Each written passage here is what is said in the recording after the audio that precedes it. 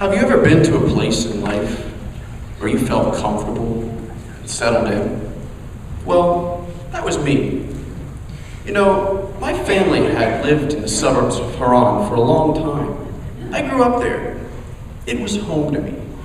And then one day, I heard the voice of the Lord saying, Abraham, go from your country, from your people, and from your father's household to a land I will show you. I will make you into a great nation and will bless you. I will make your name great, and you will be a blessing. I will bless those who bless you. Whoever curses you, I will curse, and all the peoples on earth will be blessed through you. I really like the sound of that blessing part. But I couldn't help but wonder, couldn't God just bless me right where I was? I mean, I was already in the well-watered region of northwestern Mesopotamia. I was established, and I was supposed to leave all of this behind for an unfamiliar land. My family and neighbors would think I was crazy. I didn't know what God had in store for me. He didn't know what I had in store for him. I had plans to use him in incredible ways he couldn't even imagine. I didn't want to tell him too much right away because, well, to be honest, I didn't think he could handle it all. I didn't know if I could handle all of this. What about all the possessions I had accumulated? And all the people I employed in Haran? I mean, I had a lot of stuff. You know how it is when you can't get your camels in the garage with all the stuff that you had.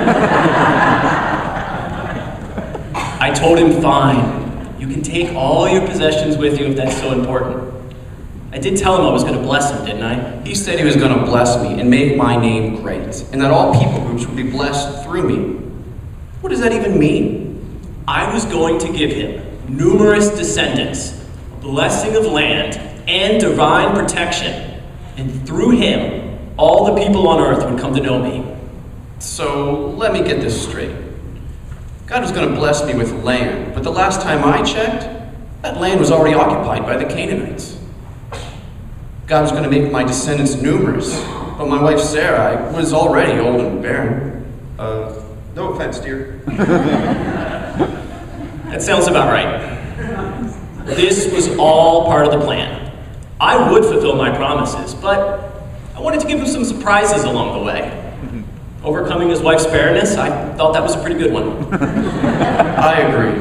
And I agreed to follow this God over all the other gods of the land. If he's going to do what he's saying, how can I really argue about it? So I set off for the land of Canaan. We began an amazing journey there. And it was wonderful. I mean, we built an altar there, and we worshiped God.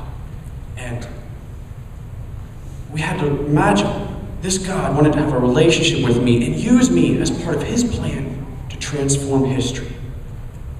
It was beautiful. Imagine that. My creation was actually obeying me. We were in a relationship together, and I would use him for my plans to save mankind, plans that all nations would come to know me and be in a relationship with me. Abraham took a step of faith and entered a new land, and his whole family worshiped me there. And it was beautiful.